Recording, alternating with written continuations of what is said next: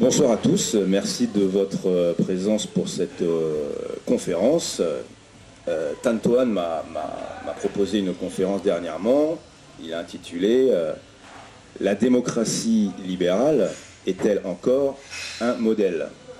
Et puis il m'a dit si tu veux changer des termes, je ne voyais pas de raison de changer des termes parce que la question est pour moi très bien posée, donc je vais tenter d'y répondre ce soir. Et je vais commencer par, pour nous mettre dans le bain, je vais commencer par une anecdote personnelle. Il y a quelques années, parce que j'ai écrit un livre qui s'appelle Le Miroir des peuples, et plusieurs années en arrière, j'ai écrit un premier livre qui parlait déjà de politique, de philosophie politique. Et ce livre, je l'ai, à l'époque, j'étais technicien automobile, donc rien à voir. Et ce livre, je l'ai proposé à plusieurs éditeurs, de nombreux éditeurs, et puis à chaque fois, j'ai jamais eu de réponse. Et un jour, il y a un éditeur qui m'a répondu, qui m'a rappelé, et qui m'a expliqué pourquoi il n'allait pas publier mon livre. Il m'a dit, ce que vous dites, c'est très intéressant, c'est très bien écrit, c'est pas ce que vous dites qui est en cause, c'est vous qui êtes en cause. Je ne vais pas vous publier parce que vous n'êtes personne. Vous n'avez pas de pédigré, en gros. Vous êtes, et pour parler de ces choses-là, aujourd'hui, en France, il faut être un spécialiste. Et on est tous, je pense, lecteurs. Quand on achète un livre en librairie, qu'est-ce qu'on fait en général? On retourne, on regarde qui a écrit. Et si quand vous aimez bien que la personne soit vraiment légitime pour parler de ces choses-là. Alors effectivement, si vous achetez un livre sur, je ne sais pas moi, la médecine et que c'est écrit par un charcutier, vous allez avoir du doute et reposer le livre. Mais normalement, la démocratie, c'est pas ça, c'est autre chose. C'est pas réservé aux experts. C'est au contraire, et je vais y revenir, le régime de gens qui sont de profanes, non professionnels. Et donc j'étais un peu surpris de sa réponse. En même temps, c'était franc. J'ai appris beaucoup de choses sur le monde de l'édition à ce moment-là. Et je me suis dit, mais en fait, c'est ça le monde. Le monde libéral, c'est ça. C'est-à-dire que chaque chose est réservée à une expertise. Il n'y a pas vraiment de sujet en commun. Et à chaque fois, pour telle ou telle chose, il faut se référer à des experts. Je trouvais ça anormal, donc j'ai persévéré. Et j'ai fini par écrire un livre. Et puis finalement, c'est sur les réseaux sociaux que je me suis réfugié pour parler de politique, parce que je voyais bien que mon environnement, mes proches, avaient très bien intégré que le fait que la politique c'était un sujet réservé aux experts, et qu'on en faisait un tabou. On parlait rarement de politique, donc je suis allé retrouver sur les réseaux sociaux des gens qui s'intéressaient réellement à la politique, qui étaient passionnés, acharnés parfois, et puis petit à petit construire sa propre pensée par les échanges qu'on a avec ces gens-là sur les réseaux sociaux. Donc voilà quelques remarques liminaires pour planter un peu le décor. Alors je reviens maintenant à l'intitulé, la démocratie libérale, et le mot est important, est-elle encore un modèle de nos jours? Alors moi j'ai certaines méthodes qui me sont propres. Déjà j'aime bien analyser l'actualité avec des outils antiques. C'est pour ça que je convoque souvent la philosophie politique, qui n'a pas bonne presse, parce que la philosophie c'est un mot qui fait peur parmi les citoyens, et la politique c'est un mot qui est incommode, donc c'est pas facile. Ça se rapproche un peu de nos jours à la cybernétique et à l'ingénierie sociale. Tout ça est lié à la philosophie politique et à meilleure presse. Et donc, j'aime bien également, dans cette optique, analyser les termes. Je fonctionne de manière très scolaire, c'est-à-dire je prends un intitulé et j'analyse les termes et je vois en quoi les mots sont bien employés ou pas. Les mots importants, pour ce qui nous concerne, c'est le mot démocratie et le mot libéral. La démocratie, au départ, tout le monde le sait, c'est un régime politique qui nous vient des Grecs. C'est en gros le gouvernement du peuple par le peuple, pour le peuple. C'est un modus operandi, c'est-à-dire un moyen d'action politique, très important. De nos jours, la démocratie, le mot démocratie est employé dans une autre acception. Ce n'est pas du tout un régime politique, il ne s'agit pas de gouvernement, il s'agit d'un modus vivendi, c'est-à-dire un mode de vie. Par exemple, quand on parle d'instituer le mariage gay, ça n'a rien de politique. En ce sens qu'il n'y a pas de pouvoir politique attaché au mariage gay, c'est juste un confort de vie accordé à certains individus. On est donc dans le registre du mode de vie, plus que dans le registre du régime du gouvernement, enfin du régime politique. Donc, ce que je veux dire par là, c'est que le mot démocratie est déjà en soi utilisé à tort et à travers, puisqu'on est passé de ce qui renvoyait chez les Grecs à un régime politique, à ce qui renvoie chez nous, non plus à de la politique, mais à un style de vie, tout simplement. Ensuite, le mot libéral. Libéral, c'est un peu pareil, je me suis posé la question, qu'est-ce que c'est que ce mot libéral? Et chez les anciens, encore eux, le mot libéral avait un tout autre sens. Celui qui était libéral, c'est celui qui faisait preuve de libéralité, c'est-à-dire qui faisait preuve de générosité, qui était généreux. C'est-à-dire que c'était celui qui était apte à donner ou donner de sa personne. Donc qui était donc désintéressé. Rien à voir avec le mot libéral à notre époque. À notre époque, c'est plutôt libéral celui qui est soucieux de n'avoir aucun compte à rendre, qui est soucieux de sa liberté et de pouvoir agir dans la société, de pouvoir agir sans entrave. Donc là, pareil, il y a un basculement de quelque chose qui renvoyait à de la générosité à quelque chose qui renvoie plutôt à un souci de liberté personnelle. Donc avant, on avait affaire, point de vue libéral, à un accomplissement humain. En témoigne ce qu'on appelait à l'époque les arts libéraux, je vais y revenir. À notre époque, il s'agit plutôt, quand on parle de libéral, de parler de confort professionnel. Par exemple, les fameuses professions libérales. Alors, un aparté sur les arts libéraux. Pourquoi on appelle ceci les arts libéraux? Libéraux parce que en fait, ils sont leur propre fin. Les arts libéraux sont les arts qui ne sont pas utilisés pour accéder à un métier ou à une fonction particulière. Ce sont des arts que nous sommes normalement contents de posséder pour eux-mêmes.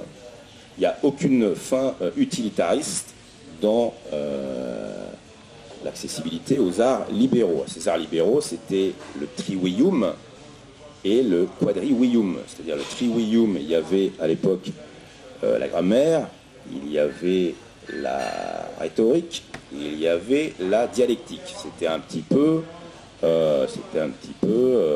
hippocane-cane. Et puis le quadrivium, lui, était plutôt orienté sciences.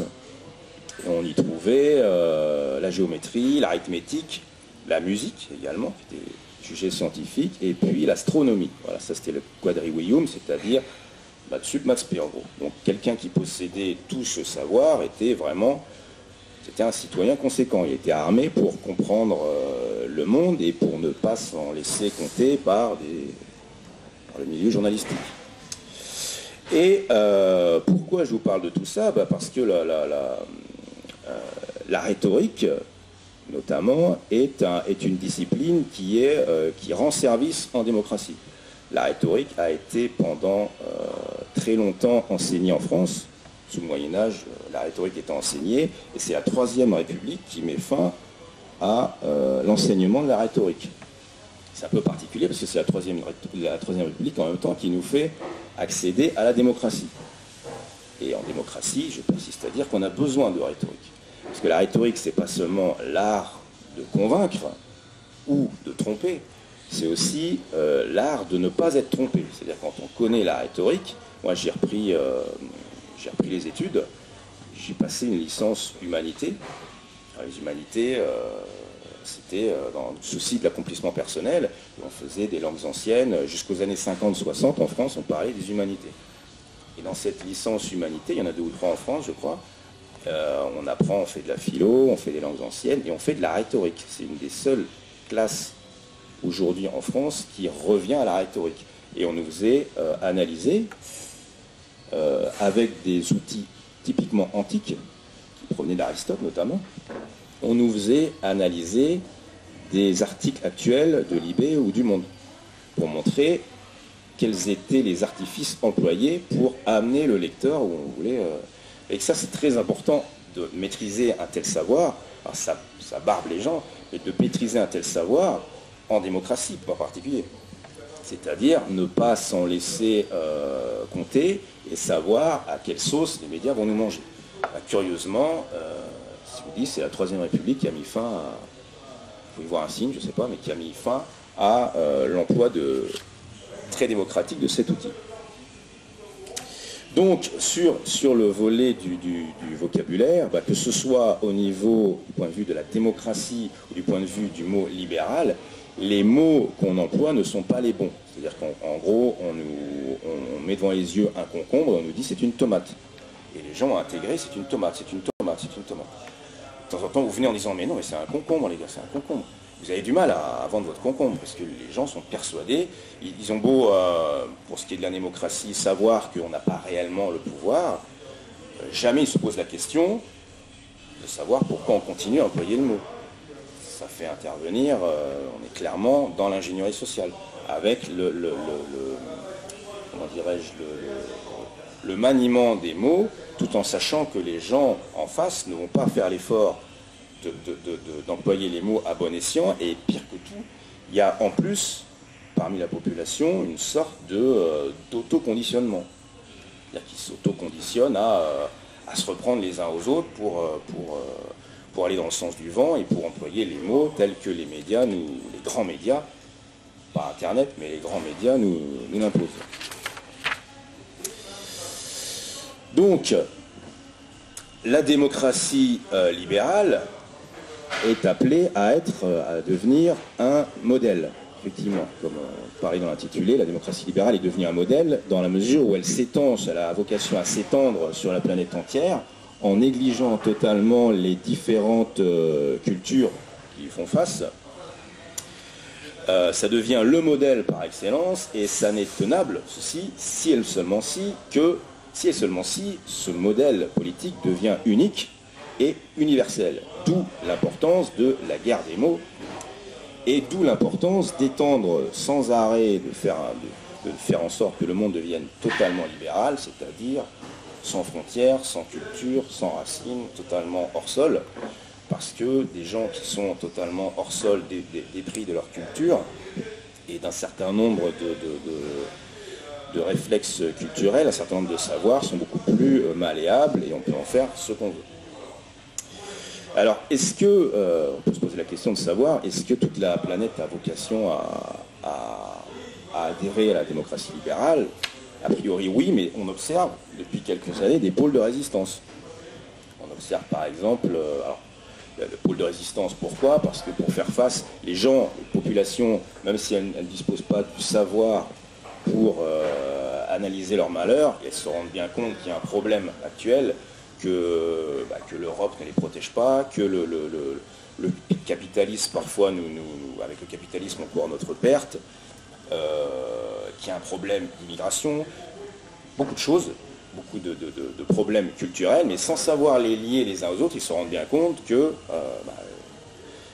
y a un problème. Donc ils sont tentés d'écouter, d'écouter les partis populistes. C'est dans ces cas-là que les partis populistes émergent. Alors le phénomène populiste émerge, je dirais, suite à différents rejets de la part des populations. C'est-à-dire, par exemple, une bonne partie des populations sont de plus en plus hostiles à la dilution pure et simple des frontières, donc des cultures propres. Ils sont aussi rétifs à la marchandisation sans cesse du monde.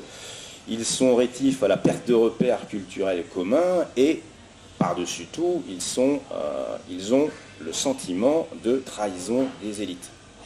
C'est ça qui fait le lit du populisme, c'est ça qui fournit le beurre du populisme. C'est-à-dire qu'à partir du moment où la légitimité semble en berne, où il y a je dirais un fossé entre la base et les élites. Il y a de la place pour que des forts en gueule s'installent et martèlent au peuple, on vous trahit, on vous spolie, écoutez, moi j'ai la bonne parole. Et parmi tous ces populistes, il y a nécessairement des gens très bien, qui sont pleins de bonne volonté, plein de bonnes intentions, qui sont compétents, qui ont du charisme. Il y a aussi des charlatans. Il devient difficile de faire la part des choses entre de séparer le bon grain de l'ivraie et de voir en quoi certains sont vraiment soucieux du sort du pays et en quoi d'autres roulent pour eux.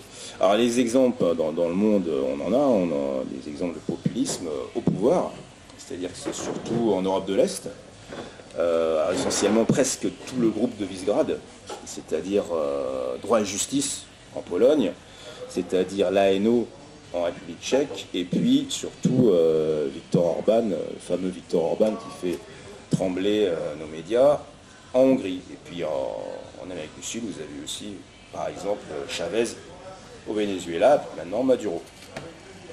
Et tous ces partis, toutes ces tendances proprement populistes sont au pouvoir. Alors ce n'est pas des modèles de démocratie, mais la France actuelle est sûrement très mal placée pour donner des leçons de démocratie. Nous ne sommes pas non plus un modèle de démocratie, seulement ils ont une manière différente d'aborder la démocratie. Ils ont une manière à mettre en place une espèce d'identité nationale, une solidarité nationale. Il y a aussi, c'est vrai, il ne faut pas le nier, un culte du chef qui peut faire peur. Enfin, il y a quand même des élections qui sont ce qu'elles sont, mais enfin chez nous, elles sont ce qu'elles sont aussi. Et il y a la pluralité des partis, c'est pas nécessairement respecté, mais chez nous non plus. On voit clairement aujourd'hui que on avait tout le temps deux partis alternativement au pouvoir. C'était bonnet blanc et blanc bonnet, et M. Macron nous a rendu service. Il est en train de tout détruire et de montrer que finalement il n'y a qu'un parti unique en France. Tout ça pour dire que je ne suis pas sûr qu'on soit bien placé pour donner des leçons de démocratie à tous ces pays qui voient l'émergence de partis de tendance populiste. Et donc je le disais, le populisme s'installe, s'insinue là où il y a divorce entre la base et les élites. Là où il ne semble plus y avoir de légitimité, il y a des gens qui relèvent l'étendard pour dire on va vous mener, on va reprendre la place des élites. Il y a le sentiment double sentiment, il y a le sentiment dans la population que les gouvernants sont au service d'intérêts supranationaux, c'est plus qu'un sentiment, et puis également que le sentiment que les médias nous mentent, c'est-à-dire qu'il y a une double rupture vis-à-vis des élites, vis-à-vis des élites politiques et vis-à-vis des élites médiatiques. Et là, les gens au pouvoir sentent bien qu'ils sont en train de perdre la main, notamment grâce à l'outil Internet, il faut le dire, est proprement démocratique pour le coup, avec tout ce que ça comporte de génial et de mauvais, c'est-à-dire qu'il y a tout sur Internet. Vous avez tout sur Internet, vous avez le meilleur et vous avez le pire. Vous avez le moyen, après ça dépend des intentions de chacun, mais vous avez le moyen de comprendre véritablement le monde sans esprit de chapelle. Si vous avez l'esprit de chapelle, vous pouvez très bien aussi vous enfermer dans des visions qui ne valent pas beaucoup mieux que la Pravda, que le message dominant qu'on entend dans les médias dominants.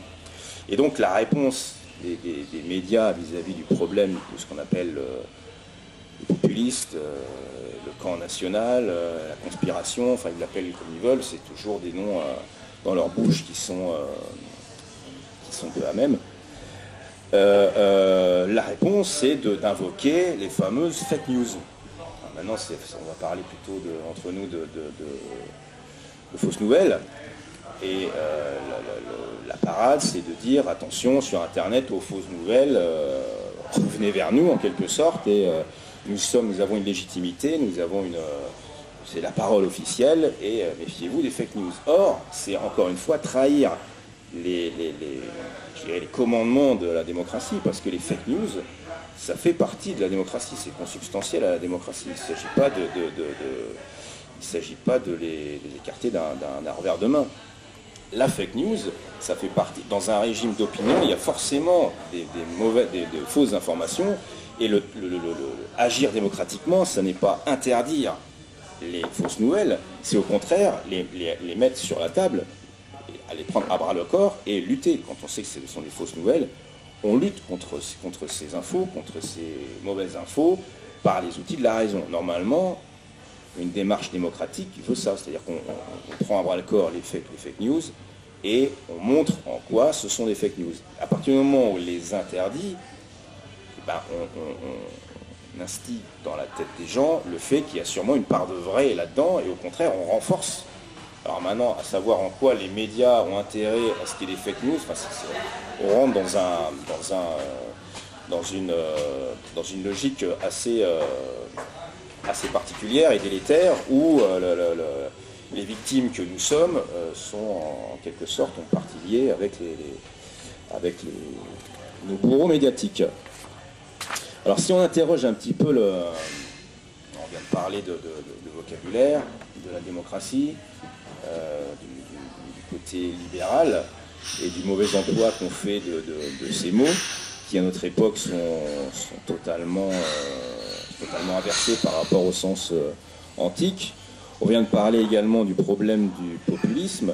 Si on interroge maintenant en quoi notre démocratie dite libérale est un modèle, c'est-à-dire là on fait là je déconstruis la machine,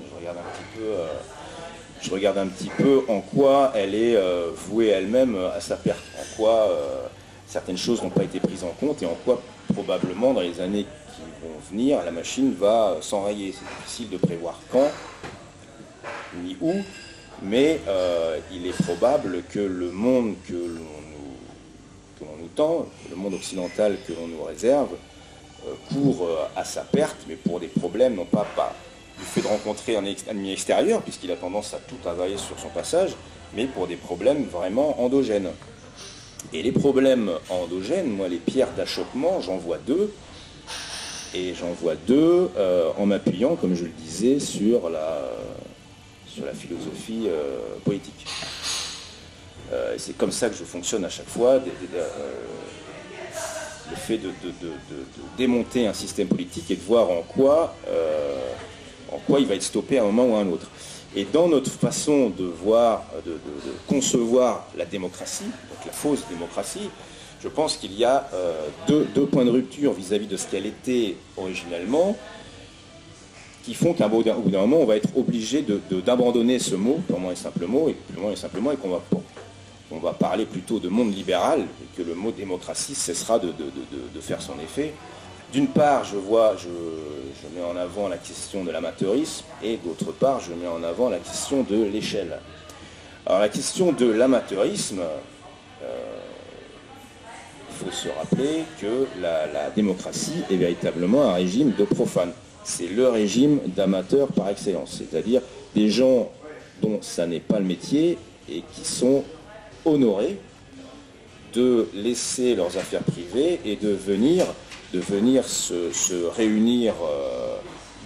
réunir régulièrement pour débattre, pour parler de politique. Et donc c'est surtout pas un régime de professionnels ni d'experts, surtout pas comme à notre époque. Les experts, il faut savoir qu'ils étaient même parfois mis en esclavage public. Vous imaginez aujourd'hui nous mettre nos hommes politiques en esclavage pour être sûr qu'ils nous gouvernent bien. Enfin, c'est le monde à l'envers. On a du mal à comprendre ça aujourd'hui, mais c'est comme ça que fonctionnait la démocratie. Alors pas pour toutes les expertises, mais notamment pour des experts dans des domaines économiques, financiers, ils étaient mis en esclavage public. Pas les généraux, pas ce genre de personnages dont dépendait la survie de la cité, mais certains experts étaient effectivement mis en esclavage. Donc l'amateurisme, avant, c'était s'investir en politique. Ça, on l'a perdu. Et la participation était véritablement l'expression de la liberté. À l'époque grecque, la participation était l'expression de la liberté.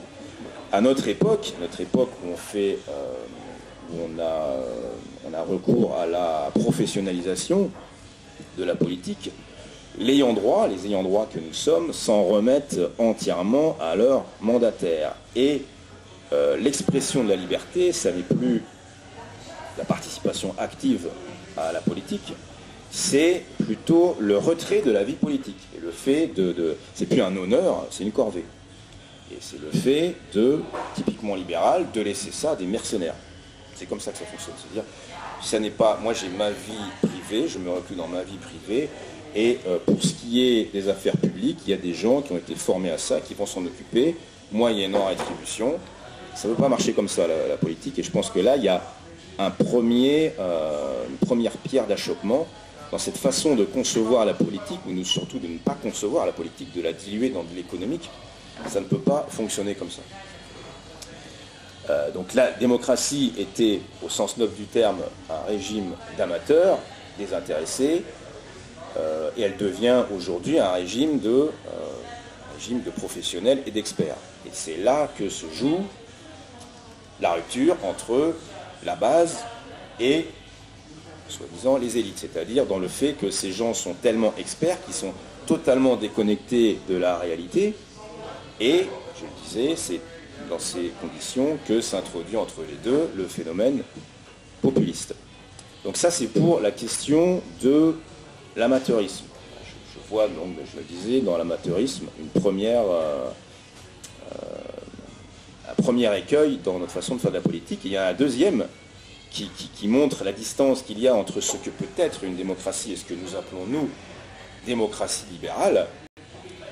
C'est le problème de l'échelle. Parce que la démocratie, qu'on le veuille ou non, c'est un régime territorial, c'est un régime local, qui est ancré localement et qui concerne une communauté politique bien déterminée, bien définie, et pas trop populeuse. En fait, il faut avoir affaire à un espace, à une communauté qui soit suffisamment large pour produire de l'autarcie, mais qui soit en même temps suffisamment réduite pour produire une certaine homogénéité culturelle, ou au moins une certaine cohérence culturelle. C'est-à-dire qu'une communauté qui n'a plus rien en commun est difficilement amenée à pouvoir faire de la politique, donc à pouvoir se prétendre démocratie. Parce que la démocratie, c'est, à mes yeux, la lecture que j'en fais, le régime qui correspond le mieux à ce que dit Aristote quand il parle de l'animal politique, c'est-à-dire à savoir que si nous sommes toutes et tous des animaux politiques, le régime qui fait le mieux appel à notre nature, c'est celui qui va convier sur la place publique, qui va convier le plus de gens possible à faire de la politique, donc la démocratie.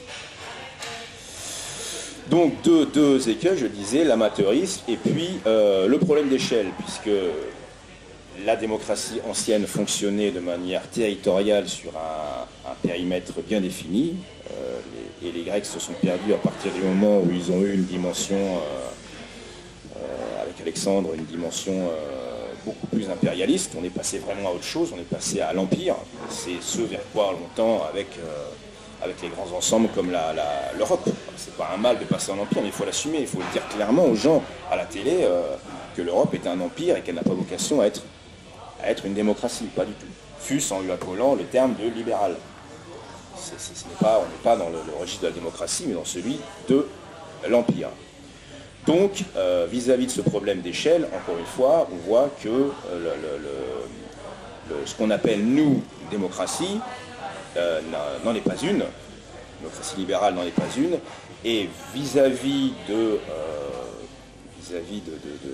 du modèle qu'on essaye de tendre au monde entier, qui est un modèle sûrement très libéral et pas du tout démocratique, je pense il va se perdre dans dans la folie des grandeurs, dans l'hybris. Je disais, l'hybris, la folie des grandeurs, c'était un petit peu le terme employé par les Grecs, c'est l'hybris. Il y a des mesures, voilà, je cherchais. Et donc, ce régime va se perdre dans ses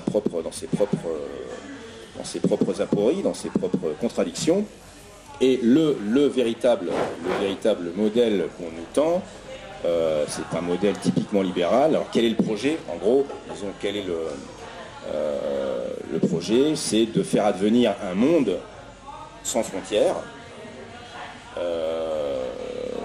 totalement d'individus totalement déconnectés d'une quelconque culture, d'une quelconque appartenance, et de faire en sorte que tous ces individus soient des producteurs-consommateurs. Voilà. Et ça, c'est une démarche proprement libérale. Et bien sûr, en sourdine, il faut bien réussir à piloter ça à distance.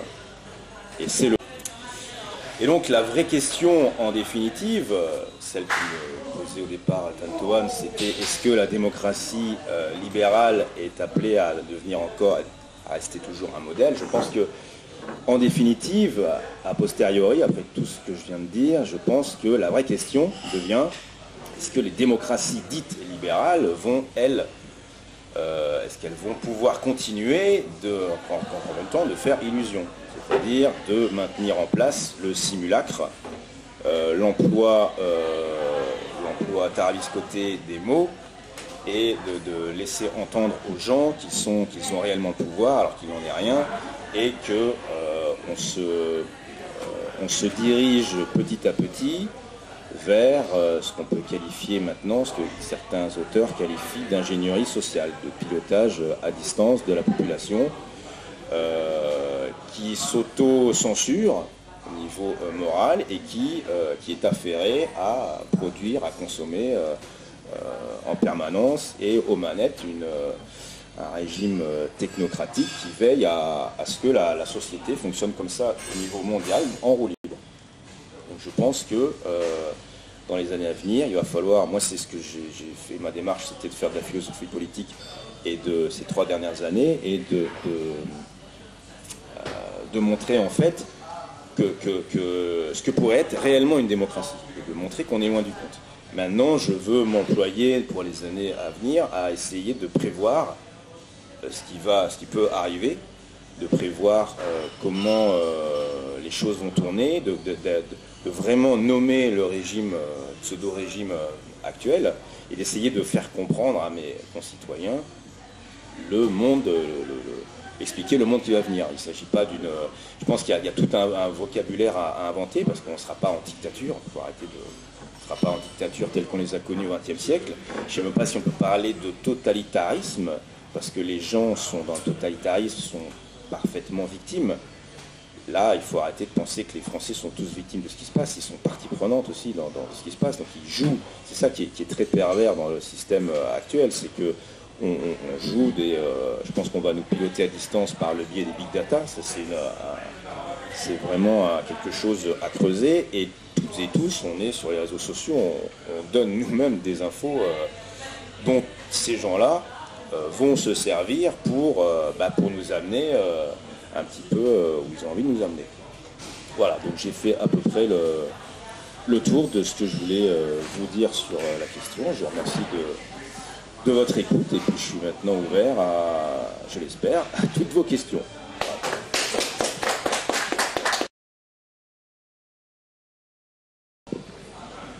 Alors j'ai une question par rapport à vos développements sur, finalement, vous remettez en cause l'objectivité des médias. Oui. Et alors, enfin, il y a une chose qui m'a étonné, c'est-à-dire que vous avez évoqué aussi, quand vous avez parlé de régime populiste, Ouais. mais finalement sans en donner la signification qui serait la vôtre. Et enfin, à mon sens, il me semble que le populisme, c'est un élément de langage qui provient de ces médias-là dont vous critiquez l'objectivité, Ouais. de manière à discréditer Ouais. le sérieux ou la pertinence de telle ou telle politique. Donc finalement ici on ignore vraiment en quoi elle correspond. Donc enfin, voilà, ça m'avait un petit peu étonné, vous avez parlé de populisme sans vraiment en donner en fait, une signification. Et finalement ma question porte plutôt sur l'éducation aux médias qui commence à être initiée. Enfin, On a l'AFP puis Le Monde qui déjà a dit qu'ils allaient faire de l'éducation aux médias. Et ce sont aussi ces médias-là qui évoquent le plus souvent les débats sur les fake news. Enfin, est-ce que pour vous, il est possible, soit dans le système actuel, soit de manière générale, de faire de l'éducation aux médias, d'aller voir les enfants, enfin, les jeunes surtout, puisque les cibles de cette politique-là, c'était les jeunes, d'aller voir ces jeunes-là pour dire voilà comment il faut penser, sachant que ces médias-là sont plutôt de nature à relayer les éléments de langage d'une idéologie dominante. Mais vous essayez de savoir s'ils vont réussir à le faire ou si c'est pertinent de le faire. C'est ça que je ne comprends pas. C'est sérieux d'envisager Je pense qu'ils sont sérieux d'envisager ça. Je pense que c'est tout à fait sérieux dans leur esprit. Ouais. Maintenant, le remède à ça, c'est... le problème, c'est que moi, je continue de regarder le journal de France 2 le soir. J'ai pas de problème à regarder le journal de France 2, mais je fais une lecture, je fais ma propre lecture. C'est-à-dire que je suis allé chercher des éléments qui me permettent de lire entre les lignes, quoi.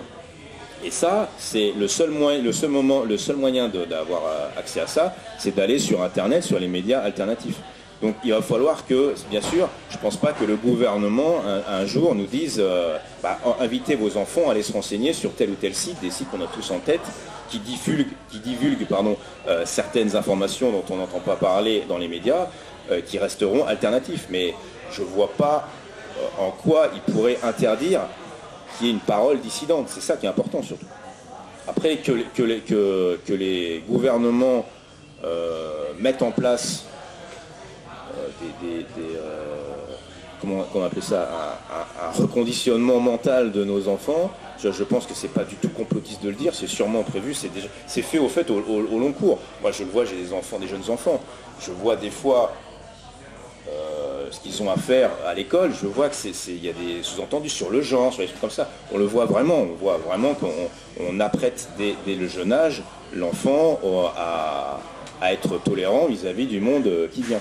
Alors, ça va être après, plus tard dans les classes, vis-à-vis de ce qui se passe dans telle partie du monde, à nous faire passer, et ça marche pas seulement auprès des enfants, mais auprès des adultes, à faire passer tel homme politique, Poutine par exemple, on va pas le nommer pour un monstre, et puis tel autre pour...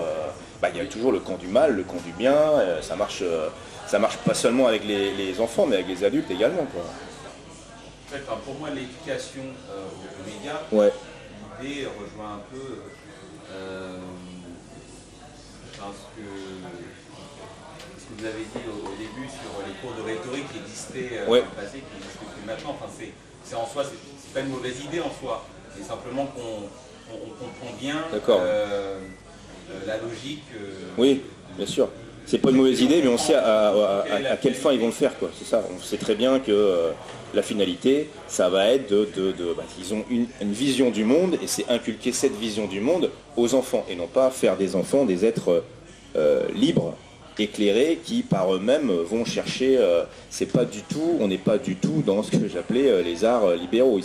C'est pas un accomplissement personnel qu'ils essayent d'instituer, c'est plutôt un endoctrinement. On est clairement dans l'endoctrinement. Ça, je pense que... C'est un abrutissement. C'est vrai que par rapport à l'école de la Troisième République, on essaie vraiment de former les gens au niveau du latin, des mathématiques. Là, on a plus l'impression que, à la fois par l'appauvrissement des enseignements et la baisse du niveau, ou par l'explosion de la pornographie, des choses comme ça, qu'on essaie de ramener les enfants et même les citoyens à leur plus bas instincts pour plus les manipuler plus facilement. Mais ce qui est terrible, c'est qu'on n'a pas besoin de les pousser beaucoup aussi, les gens. C'est que d'eux-mêmes, on sait que c'est leur pente naturelle.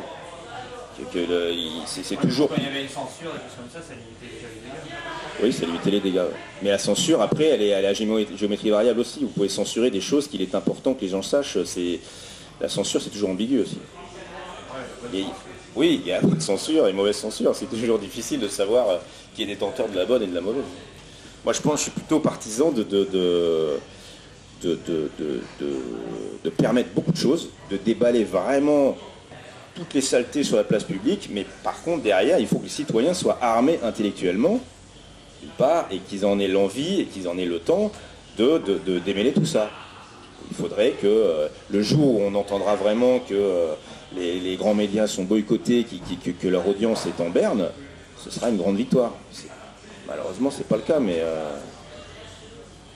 Et puis vous dites aussi qu'il n'y a pas de dictature, et moi je pense à l'affaire des vaccins obligatoires, là, Ouais. des gens qui se sont opposés à ça, mais comment concrètement comment on peut réagir par rapport à ça? On sait très bien que le ministre de la Santé est partie prenante avec les laboratoires pharmaceutiques, que ces vaccins sont interdits dans pas mal de pays, Ouais. et c'est vraiment antidémocratique d'imposer des vaccins Ouais, mais quel dont recours la dangerosité est quand même probable, de les imposer alors qu'il n'y a aucune nécessité, qu'il y ait par ailleurs d'autres vaccins utiles. Ouais, mais quel recours ils ont vis-à-vis des gens qui refusent d'être vaccinés? Justement, on n'a pas, on est obligé, on ne peut pas échapper à ça. En fait. Pour moi, c'est une espèce de dictature. Ouais, disons que c'est un élément de dictature, ouais. Mais moi, je suis pas dans le... On vit pas... pour moi, c'est ça qui est pervers dans le régime actuel et qu'il convient d'essayer d'analyser, c'est qu'on n'est pas dans le schéma d'Orwell. Sauf pour le vocabulaire, comme je l'ai dit. Et on n'est pas dans le schéma d'Orwell, ce qui correspond, si vous connaissez un peu, c'est plutôt le schéma d'Huxley, quoi. C'est dans ce monde où finalement, des gens qui sont aux manettes se servent des travers des populations. Ils n'ont même pas besoin c'est difficile à expliquer. Ils n'ont même pas besoin de les reconditionner, il suffit de les prendre par leur propre travers et de réorienter un petit peu ces travers de la manière dont on veut les orienter, quoi. Il y a tout un travail à faire qui n'est pas encore fait sur cette manière de piloter à distance de l'ingénierie sociale. Ils arrivent à obtenir le consentement des masses. Ouais, très facilement. Mais la dictature, c'était pas ça pour moi. La dictature, c'est brut de décoffrage, quoi. Aujourd'hui, c'est beaucoup plus subtil, beaucoup plus pervers ce qui se passe parce que les gens sont partie prenante de ce qui arrive. Et toujours, on leur jettera au visage des images de dictature immonde à Corée du Nord, et puis en disant c'est quand même mieux chez nous, puis voilà, on s'en remet à ça.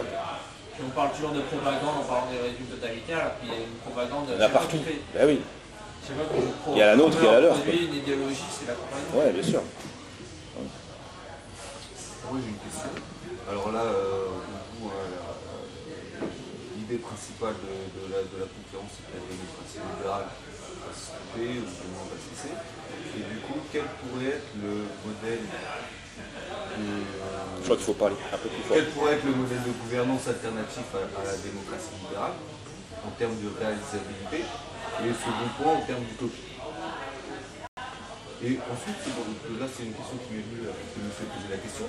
Vous avez dit que vous voulez les instiller un peu de morale dans les cours des jeunes maintenant, avec des suggestions sur des suggestions. Mais d'une part il y a l'instruction, d'autre part il y a l'éducation qui est plus moralisatrice, je ne sais pas. Est-ce qu'il n'y aurait pas une bonne morale à instiller dans les cours, mais qui ne serait pas futuriste, mais plutôt passiste? Ouais. Alors c'est vaste. La question est bien comprise ou... Oui, mais c'est bien compris, mais c'est vaste.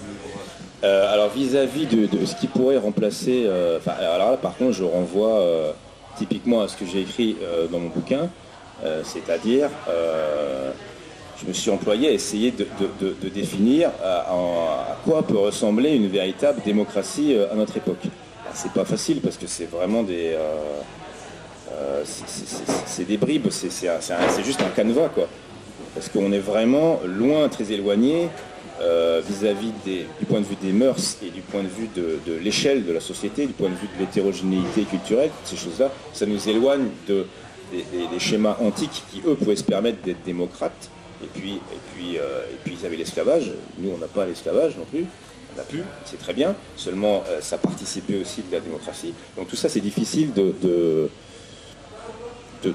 miser sur ce terme de démocratie. J'ai l'impression qu'à un moment ou à un autre, il faudra se faire une raison et l'abandonner, arrêter d'être hypocrite et se dire que la démocratie, soit on en revient à des... soit le monde va imploser et puis on aura des petites localités culturelles et là, elles pourront revenir, on va revenir à un cycle, on pourra revenir à un gouvernement démocratique, soit on tend de plus en plus vers la globalisation et ce terme va être abandonné lui-même parce que ça n'a plus rien de démocratie, ça n'est pas possible. L'échelle fait que on va devoir abandonner ce type de régime. Alors après, comment améliorer aussi le régime actuel, j'essaye d'expliquer ça dans le livre, mais c'est pas évident. Et pour moi, clairement, il faut passer à autre chose qu'à un système de vote, un système électoral qui est pour moi typiquement marchand. Il n'a rien de politique. Il faut que vraiment les gens s'impliquent en politique. Et là, on est loin du compte.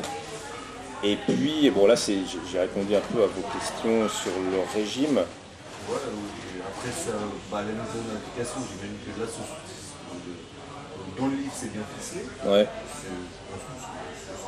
C'est bénéfique. Ouais. C'est plus la mise en application qui est compliquée. Mais ça, c'est difficile de passer d'un livre à la réalité, c'est vrai. C'est-à-dire que, à mon avis, on n'est pas suffisamment... Il n'y a aucun pays suffisamment mature pour porter au pouvoir un nouveau Solon, vraiment un législateur digne de ce nom, quoi. Je pense que ça va arriver plutôt, s'il doit y avoir changement, ça va être dans le drame encore un coup. C'est-à-dire qu'on va laisser traîner, et un jour, par une petite anecdote, par un petit fait divers, qui va mettre le feu aux poudres, tout va s'effondrer, et là, dans la précipitation, on va se demander, mais comment refonder un régime politique? Et là, on ira piocher à droite à gauche pour... ça va être ça, plus que... Ça va pas se faire ça va se faire dans la douleur, je pense, si ça doit se faire. Sinon, on peut très bien rester comme ça des années. À partir du moment où les gens, où on leur maintient la possibilité de consommer, la plupart des gens on leur dira d'aller, hein, clairement. Dans tous les pays occidentaux, c'est ça, et dans les autres pays qui suivent les pays occidentaux, ce sera ça aussi. Vous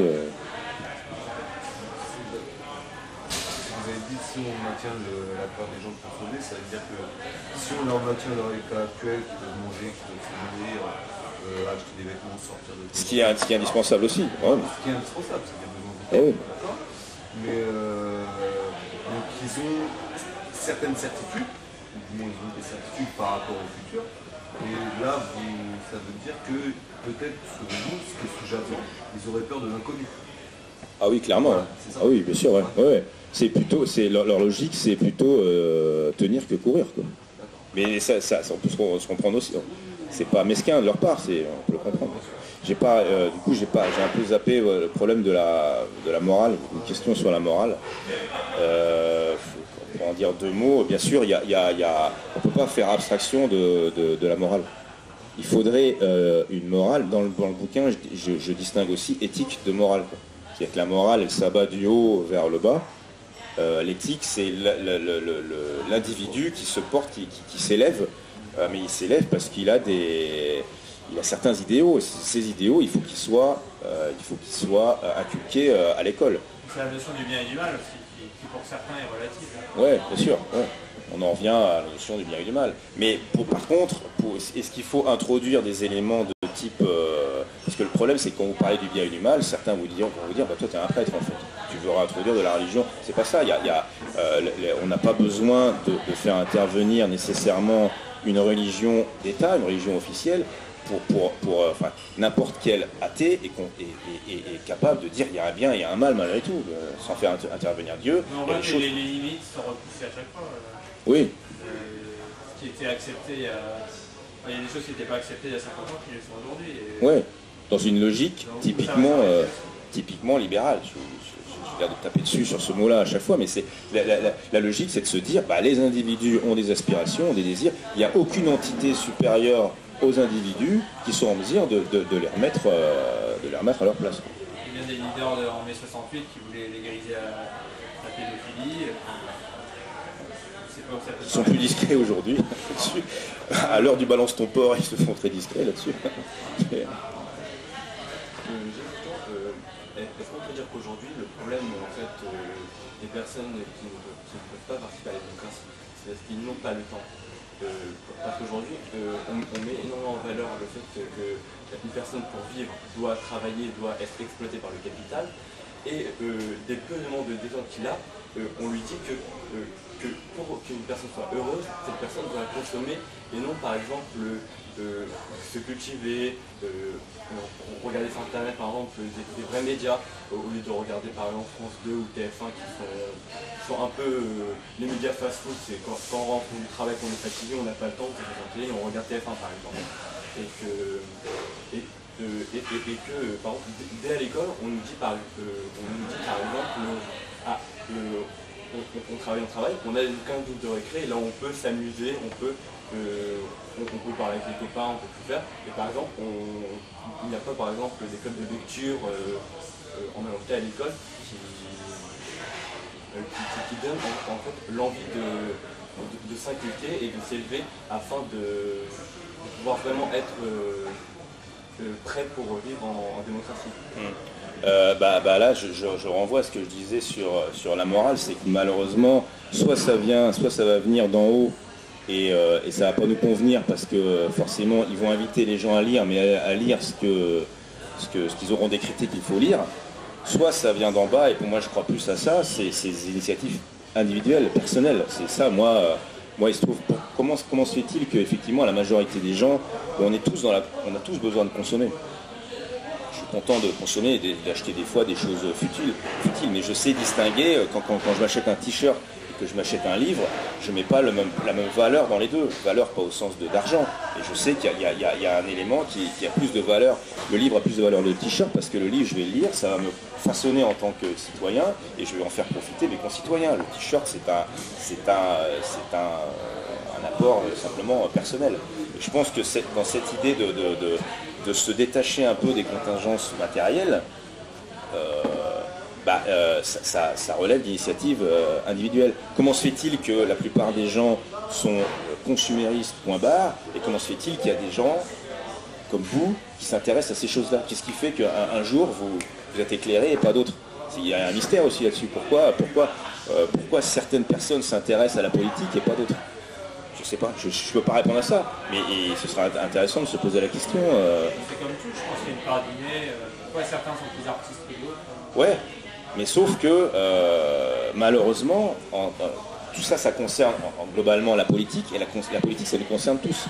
On peut se permettre de laisser l'art de côté. Quelqu'un peut vivre sans art. Bon, c'est un peu malheureux, mais il peut mettre de côté, il peut vivre sans la politique. Si on ne s'intéresse pas à la politique s'intéresse à nous. Et là, c'est un problème. C'est vraiment un domaine à part, la politique. Donc c'est dommage, mais on ne peut pas contraindre les gens, les contraindre à s'intéresser à la politique, les contraindre à voter. Moi, je vote depuis quelques années. Je serais bien embêté si on m'obligeait à aller voter, parce que j'ai vraiment aucune estime pour tous les candidats réunis. Moi, je veux passer à autre chose, à un autre système politique, quoi. Donc, concrètement, du coup, la démocratie libérale, comme vous l'avez présentée, elle a des beaux jours devant elle, en fait.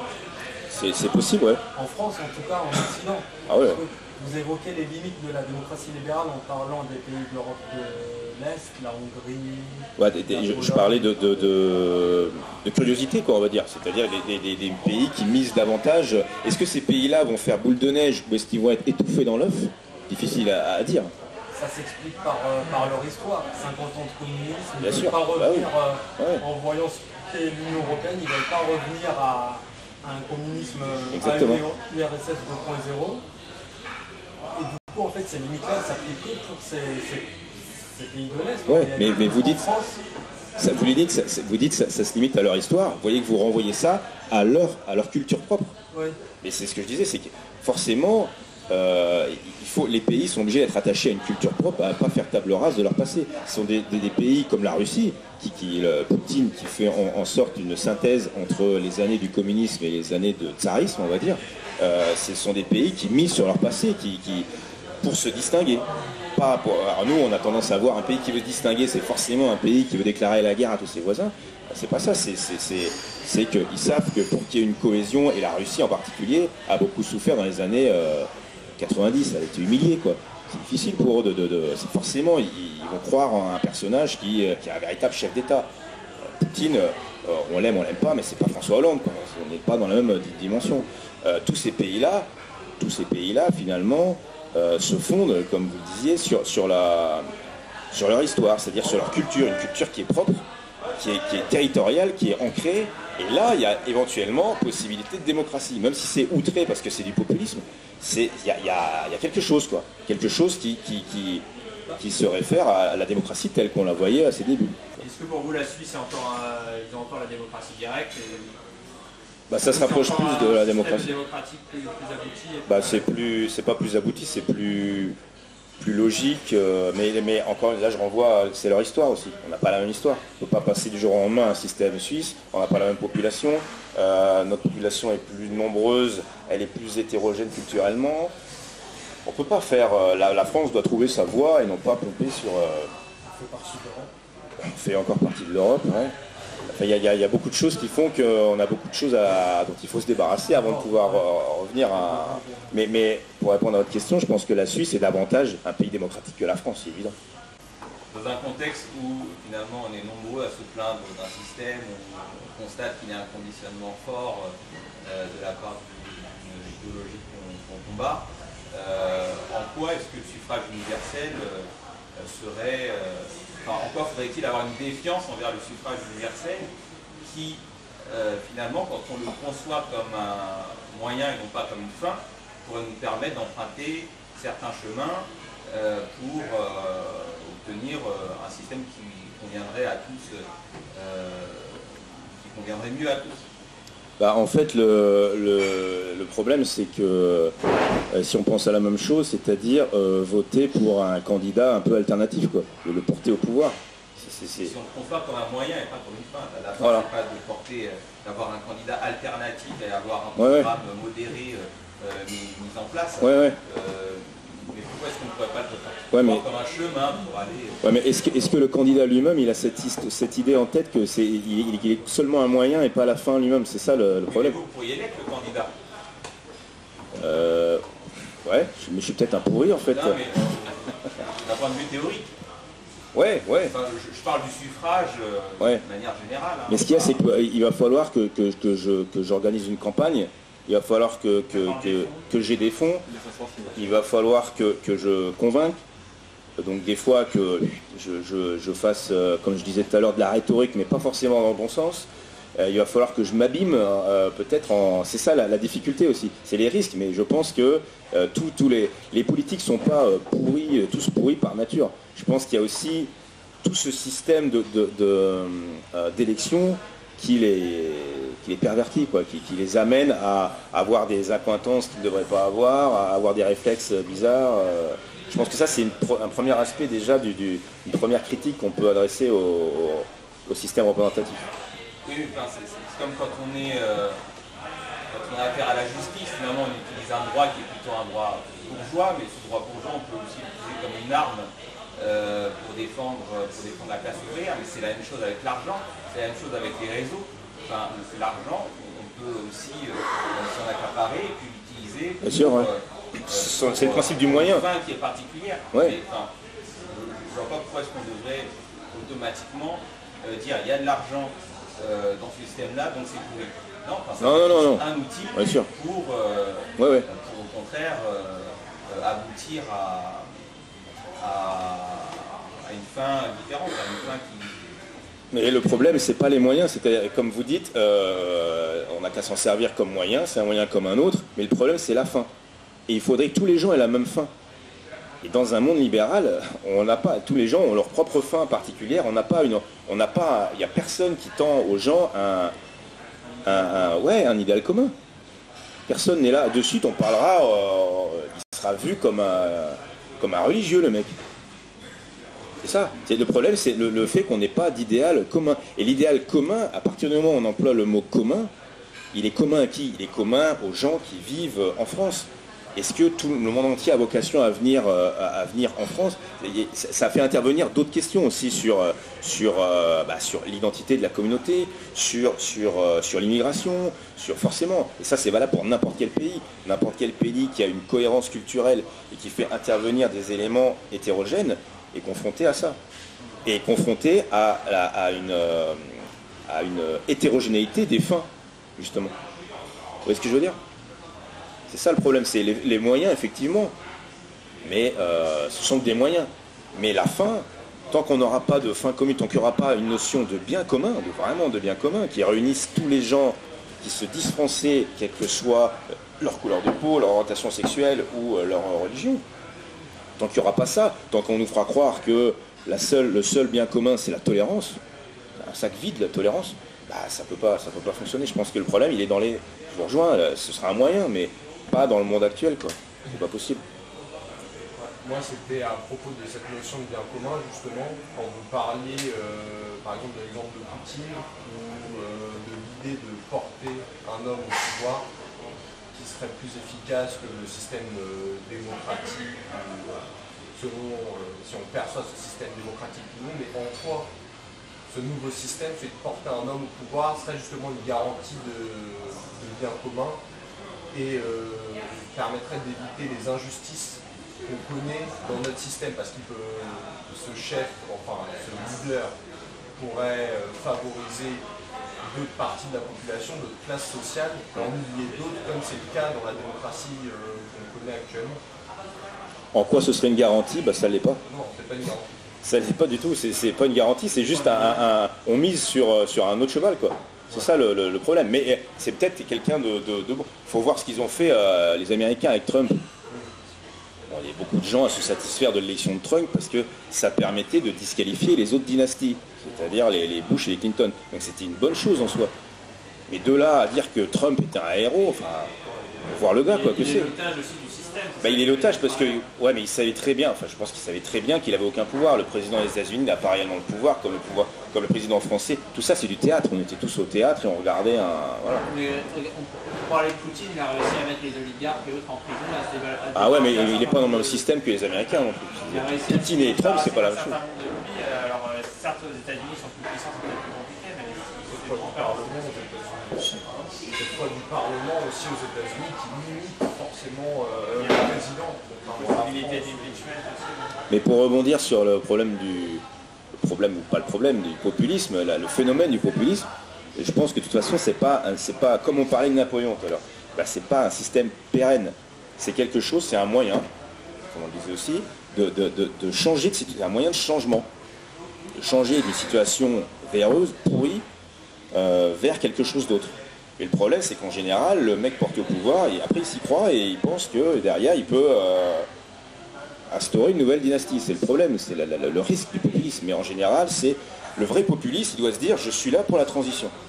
Je suis là au service, pas pour le service. Ouais, ça serait bien. Mais est-ce qu'il y en a des comme ça? Est-ce que pour vous, un retour au tirage au sort serait une solution? Sachant que déjà, on utilise un peu dans notre système juridique avec les jurys. Et est-ce que pour vous, ce serait... Bah, c'est typiquement, à partir du moment où on prétend qu'on est tous égaux, le seul système qui fasse vraiment droit à l'égalité, c'est le tirage au sort. Voilà, là, vis-à-vis du tirage au sort, du coup, on est tous égaux. On tire un nom, on est tous égaux. Il n'y a pas plus démocratique que le tirage au sort. Maintenant, est-ce que c'est envisageable à notre époque? Ça voudrait dire que n'importe lequel d'entre nous peut être amené à investir, enfin à avoir des charges élevées au niveau politique, quoi.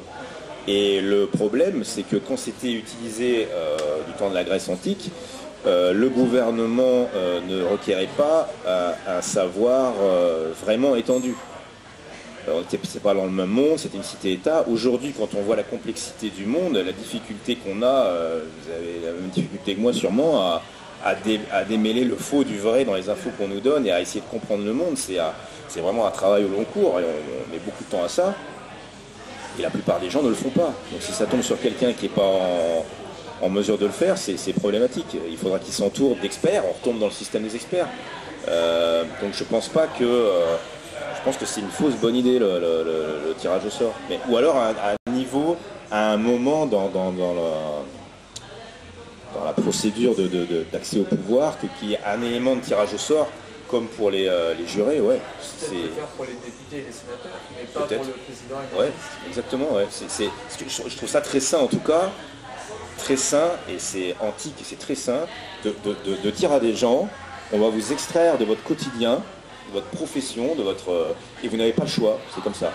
Mais alors en général, quand vous êtes juré, le patron il n'a pas son mot à dire. Et vous allez servir en quelque sorte votre pays, hein, c'est ça. Et ensuite vous allez retourner à votre vie sans honneur, sans rien, c'est parce que c'est votre devoir de le faire. Je trouve ça très sain. Mais actuellement en France, il est peut-être impossible d'avoir une vraie démocratie à cause justement du multiculturalisme qui commence à devenir un peu croissant, et aussi des clubs racisés qui ces dernières années prennent de plus en plus de poids dans la vie politique et aussi dans les médias, qui créent une sorte de discord et de fracture en fait, au sein de la population elle-même. Exactement, oui, le problème, le communautarisme est un véritable problème. Comme je le disais tout à l'heure, pour avoir un semblant de démocratie, il faut une notion de bien commun, il faut une notion de culture commune. À partir du moment où on a une mosaïque de cultures qui vivent sur le même territoire, comme aux États-Unis. Les États-Unis, ça fonctionne parce que ils donnent le change avec, ils sont très cocardiers, quoi. Le drapeau, le machin, ils sont, on va dire, patriotes, mais des fois à l'extrême, ça nous fait sourire aussi, mais parce qu'ils ont besoin de cette outrance pour compenser une autre outrance qui est le communautarisme sur leur sol, quoi. Donc oui, c'est un problème de plus auquel il faut... mais je pense que ça, là on est dans l'ingénierie sociale aussi. Tout ça, derrière, c'est prévu, on le veut, quoi. Oui, parce qu'actuellement, certaines personnes ont un peu honte de dire, par exemple, je suis français, je suis fier de la patrie. Ils ont peur du regard de certaines personnes qui sont racisées, voire de certains groupes qui se disent non racisés, mais qui font tout pour créer des communautés racisées, pour en fait un peu servir le libéralisme et le capitalisme. Ouais. Et actuellement, en fait, c'est juste en fait des étoiles qui restent un peu de l'ancienne France, on va dire. Oui, tout à fait. Ouais. Et on essaye de faire ça en faisant passer... Alors il y a des gens qui sont dans l'outrance aussi, constamment rappeler l'identité nationale, faut pas non plus être dans l'outrance. Voilà, la France actuelle, les gens qui pensent que la France c'est un pays de blancs et que ça doit rester un pays de blancs, non mais il y en a aussi. J'avais une question. Souvent ceux qui sont, on va dire, des démocrates totaux, qui veulent aller encore plus loin dans la démocratie, je pense à Étienne Chouard par exemple, ils prennent souvent exemple sur le modèle de la démocratie grecque. Mais est-ce que en fait le modèle de la démocratie grecque n'est pas devenu inapplicable de nos jours pour une raison très simple, parce que justement en Grèce, et vous l'avez expliqué dans vos précédentes interventions, le démos était très restreint. Il était restreint aux citoyens grecs. Et on excluait notamment les esclaves, c'est-à-dire ceux qui étaient dédiés à la pratique au travail. Ouais, au corvée. Voilà, au corvée. Alors que justement dans notre système, on est tous, dans la grande majorité, on est soit des producteurs, soit des consommateurs. Et qu'en fait, anthropologiquement, c'est pas un bon préalable pour créer des citoyens qui sont capables de prendre des décisions dans un système démocratique. Est-ce qu'il n'y a pas là justement une contradiction entre le libéralisme qui renvoie à la sphère production-consommation et justement démocratie qui implique le fait qu'on est des citoyens qui aient justement du temps pour se renseigner, se cultiver et comprendre les enjeux en fait, qui les concernent. Exactement, mais il y avait l'homme libre dans le monde antique, c'est celui qui avait des loisirs. C'est celui qui avait l'oikos, c'est celui qui pouvait passer du temps à autre chose qu'à gagner son argent. Aujourd'hui, les loisirs, c'est le divertissement. C'est pas passer son temps à s'exercer à des choses sérieuses, à entretenir son cerveau à des choses sérieuses. Et quand je dis ça, on me dirait, mais quitter pour dire quelles sont des choses sérieuses. C'est des choses qui, toi, te tiennent à cœur. C'est pas sérieux pour autant. Si je disais que la politique, c'est plus sérieux que la pêche à la ligne, pour un grec, c'est évident. Pour nous, on dirait, bah non, c'était goût, mon gars. C'est une affaire de goût, c'est tout. Déjà, là, il y a un véritable problème dans la hiérarchie des activités auxquelles on s'adonne quand on a des loisirs. Mais effectivement, une société, une communauté, on va dire, où on met en avant les loisirs pour se consacrer à des choses en commun, est beaucoup plus adapté à la démocratie que ne sommes nous qui, faut bien le dire, batifolons des fois, quoi, qui consacrons nos loisirs à d'autres choses. Et c'est bien aussi. Seulement après, on ne peut pas prétendre à la rigueur d'un régime démocratique. C'est le régime le plus contraignant de tous, pour la base. Par définition, c'est le régime le plus contraignant, et sauf à s'en remettre à des experts, comme on le vit à l'heure actuelle, mais après, il ne faut pas s'étonner qu'ils soient déconnectés du réel et qu'ils nous mettent un couteau dans le dos.